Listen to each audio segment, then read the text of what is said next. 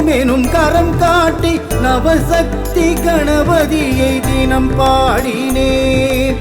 அயராத மனம் கொண்டு அதன் மூலம் பகை வென்று புவி மீது உன்னை கொண்டு புகழ் தேடினேன். நான் புவி மீது உன்னை கண்டு புகழ் தேடினேன்.